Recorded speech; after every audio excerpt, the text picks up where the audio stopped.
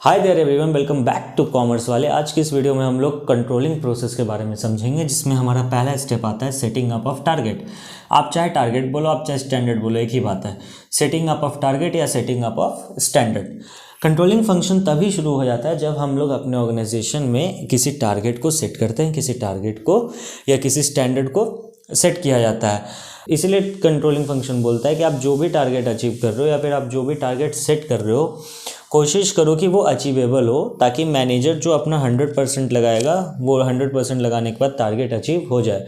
अब आपने एक ऐसा टारगेट सेट कर रखा है जिसको आप अचीव कर ही नहीं सकते, या बहुत हाई टारगेट है, लाइक वो सच में आपके ऑर्गेनाइजेशन के लिए इम्प्रैक्टिकल है। सो वैसे टारगेट्स अचीव नहीं होंगे तो फिर आपके ऑर्गेनाइजेशन में एक तरीके से डिमोटिवेशन आएगा, आपके मैनेजर में डिमोटिवेशन आएगा।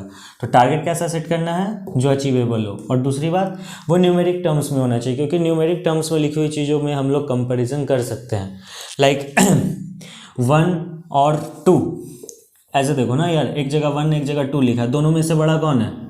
2 है। अब एक जगह हो जाए 1, 2 एंड 3, समझो इस चीज़ को, सबसे बड़ा कौन है? 3 है। एक जगह आपने टारगेट सेट कर रखा है हाई, एक जगह आपने टारगेट सेट कर रखा है वेरी हाई, राइट। अरे किससे कंपेयर करें? हाई तो हाई, किससे हाई? वेरी हाई तो वेरी हाई, लेकिन किससे वेरी हाई? तो आप इस चीज़ को कभी भी ढंग से डिनोट नहीं कर सकते हो, बट कोई कोई ऐसी जगह होती है जहाँ पर आपको बिना न्यूमेरिकल्स का इस्तेमाल करे भी टारगेट रखना पड़ता है, उस पर हम लोग बात करेंगे।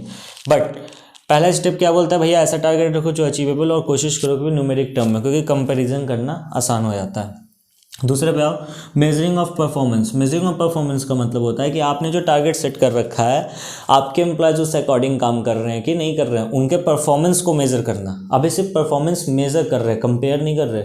हम लोग देख रहे हैं यार, जिस हिसाब से इनको काम करना चाहिए था, जो स्टैंडर्ड सेट करा है, इन लोगों ने काम करा है कि नहीं करा है, राइट। जैसे काम हो रहा था वैसे, जैसे काम होना चाहिए था वैसे हो रहा कि नहीं हो रहा। तो यहाँ पे अगर आप एम्प्लॉयज़ के परफॉर्मेंस को मेजर कर रहे हो तो आपके ऑर्गेनाइजेशन के भी परफॉर्मेंस को ध्यान में रखना पड़ेगा। एक एम्प्लॉय कैसा परफॉर्म करेगा? जैसा आपका ऑर्गेनाइजेशन परफॉर्म करेगा, राइट। जैसे आप सपोज करो कि आप किसी एम्प्लॉय को बोले कि क्वांटिटी भी ढंग का रखना और क्वालिटी भी ढंग का रखना। तो क्वांटिटी तो आप मेज़र कर लोगे यार, आपने टारगेट दिया हुआ था 1, 2, 3, जो भी टारगेट था वो तो आप मेज़र कर पाओगे, बट क्वालिटी कैसे मेज़र करोगे? तो वो सेल्स रिटर्न पे डिपेंड करता है। यानी आपने कोई माल बेचा बट वो माल वापस आ रहा है, इट मीन्स कि जो प्रोडक्शन डिपार्टमेंट का एम्प्लॉय था उसका परफॉर्मेंस ख़राब है। उसने क्वांटिटी का तो ख्याल रखा बट क्वालिटी का ख्याल उसने रखा ही नहीं। तीसरा, कंपेयर परफॉर्मेंस अगेंस्ट स्टैंडर्ड्स। देखो, पहले में हम लोगों ने टारगेट सेट करा, फिर दूसरे में हम लोगों ने परफॉर्मेंस को मेज़र करा। अब इन दोनों को हम लोग क्या करेंगे? कंपेयर करेंगे। कंपेयर कैसे करेंगे? बेसिकली जो टारगेट सेट था और जो एक्चुअल आउटपुट आया, उन दोनों में हम लोग कंपैरिजन करके देखेंगे। अगर वो दोनों एग्जैक्टली सेम है, राइट, अगर वो दोनों सेम है तो हमारा कंट्रोलिंग प्रोसेस यहीं पे ही ख़त्म हो जाता है। इसलिए मैंने यहाँ डबल टिक लगा रखा है कि जब आपका सारा कुछ सही है, आपने जिस हिसाब से सोचा था उसी हिसाब से परफॉर्मेंस भी है, तो आपका कंट्रोलिंग प्रोसेस ख़त्म। बट जो सोचा गया था और जो एक्चुअल परफॉर्मेंस, यानी प्लान्ड और एक्चुअल में कुछ डिफरेंस आ रहा है, तो आपको इसके आगे बढ़ना पड़ेगा। That is 4th point, analysing deviations. Analysing deviation का मतलब होता है कि आपके ऑर्गेनाइजेशन का जो भी प्लान्ड गोल था या प्लान्ड आउटपुट था या प्लान्ड परफॉर्मेंस था, वो एक्चुअल आउटपुट से डिफर कर रहा है, डेविएशन है उसमें। तो क्यों है, उस चीज़ को एनालाइज करेंगे। तो दो तरीके हमारे पास, critical point control and management by exception. Critical point control basically ऐसे पॉइंट्स के बारे में बताता है कि आप सारी चीज़ें टॉप लेवल तक नहीं ले जा सकते हो, राइट। आपको अपने लेवल पे भी कुछ चीज़ों को सॉल्व आउट करना पड़ेगा। तो क्रिटिकल पॉइंट कंट्रोल वैसे पॉइंट्स होते हैं जो की एरियाज़ होते हैं, KRAs यहाँ पे लिखा हुआ है, जो कि कैसे एरियाज़ होते हैं? की एरियाज़। मतलब ये जो बातें हैं बहुत इंपॉर्टेंट है, इन पर ख्याल देना सबसे पहले ज़रूरी है। जैसे कि सपोज करो ना, आपका प्रोडक्शन कॉस्ट 5 रुपये से बढ़ गया। कैसे बढ़ गया भाई? हम लोगों ने तो प्लानिंग 100 रुपये पर यूनिट की थी, ये तो 105 आ रहा, कैसे आ रहा? तो ये ज़्यादा क्रिटिकल सिचुएशन है, ये ज़्यादा ध्यान देने वाला सिचुएशन है, जिसको हम लोग की एरियाज़ बोलते हैं। अब मैनेजमेंट बाय एक्सेप्शन में समझ लो, बेसिकली ये दोनों ऑलमोस्ट सेम होते हैं।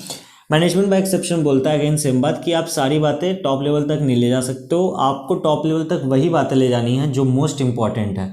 या आप ये नहीं बोल सकते हो कि ये काम भी मैं कर लूँगा, ये भी मैं कर लूँगा, ये भी मैं कर लूँगा। यानी आपको नेता बनने की ज़रूरत नहीं कि सारे काम मैं ही कर लूँगा। आप एक मैनेजर हो, आप हो सकता है किसी फील्ड में अच्छे हो सकता है किसी फील्ड में अच्छे नहीं होगे, राइट। कोई आपको एक ऐसा डेविएशन मिलेगा जो कि उतना डिफरेंस क्रिएट नहीं कर रहा है। फॉर एग्जांपल 50 पैसे से आपका जो प्रोडक्शन कॉस्ट है इंक्रीज हो गया।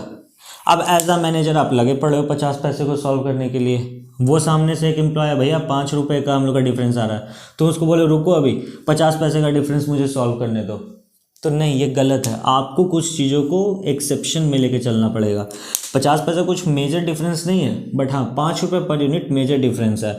आपको इस पर खास ख्याल रखना है। इसको आपको क्या करना पड़ेगा, एक्सेप्शन में डालना पड़ेगा। चलो ठीक है, हटाओ, कोई दिक्कत नहीं है। अगर आप छोटे मोटे चीज़ों में लग गए तो आप बड़े चीज़ों को कैसे सॉल्व करोगे।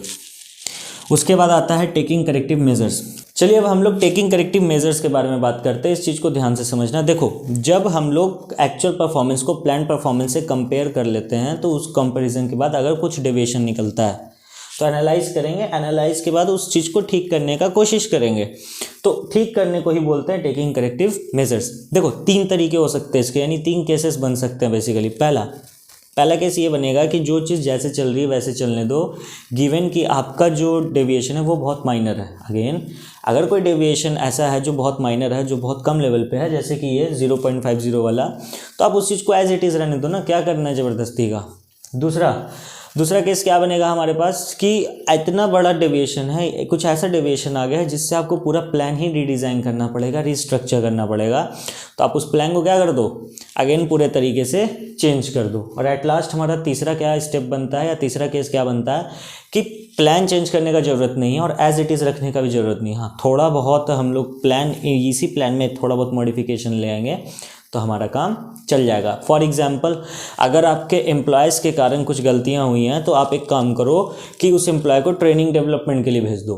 और अगर आपके यहाँ का जो मशीन है, आपके ऑर्गेनाइजेशन का जो मशीन है वो ख़राब हुआ, उसके फॉल्ट के कारण आपका जो प्रोडक्शन लेवल है वो डिक्रीज़ हो गया, या प्रोडक्शन का क्वालिटी डिक्रीज़ हो गया, तो मशीन को रिपेयर करवाओ और साथ ही साथ सुपरवाइज़र को रिस्पॉन्सिबल ठहराओ कि भाई तुमने ध्यान क्यों नहीं दिया, तुम्हारा काम क्या है, यही तो देखना कि मशीन जो है वो रनिंग कंडीशन पे रहे। राइट। चलिए अब हम लोग लास्ट स्टेप के बारे में बात करते हैं, that is feedback in controlling. देखो, कंट्रोलिंग फंक्शन सिर्फ करेक्टिव मेजर्स लेके ही नहीं खत्म हो जाता है। आपको उसके करेक्टिव मेजर्स लेने के बाद एक फीडबैक प्रोवाइड करना होगा, ताकि आने वाले समय के लिए, नेक्स्ट ईयर के लिए, फर्दर प्रोडक्शंस के लिए हमारे पास एक प्रॉपर रिपोर्ट हो कि लास्ट टाइम किसके कारण, क्या रीजंस थे जिनके कारण हमारे ऑर्गेनाइजेशन में गड़बड़ी हुई थी, हमारे प्रोडक्शन में गड़बड़ी हुई थी, क्या रीजंस थे जिनके कारण हम लोग अपने टारगेट को अचीव नहीं कर पाए थे।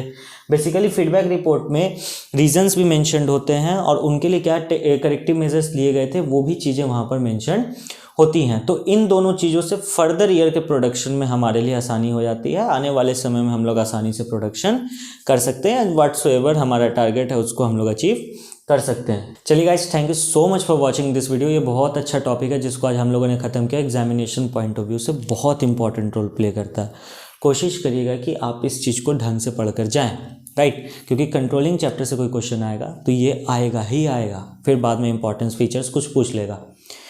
तो यार ये तो होगी वीडियो की बात, और आप सभी लोग का प्यार देख के बहुत अच्छा लग रहा है। हमारा चैनल ग्रो कर रहा है, कॉमर्स वाले की जो फैमिली है वो ग्रो कर रही है। यार ऐसे ही प्यार बनाए रखो, बहुत अच्छा लग रहा है, अंदर से मोटिवेशन मिलता है। और यार आप लोग लाइक नहीं करते हो चीज़ों, मेरी वीडियोस को, प्लीज़ कोशिश करो कि आप लोग वीडियो को लाइक करो। एक मोटिवेशन सा मिलता है अंदर से कि हाँ, लोग हमारी मेहनत को पसंद कर रहे हैं, अच्छा लगता है। और सब्सक्राइब तो आप लोग कर ही रहे हो, वो बोलने की ज़रूरत ही नहीं है। और शेयर तो भाई साहब आप लोग ढंग से कर रहे हो।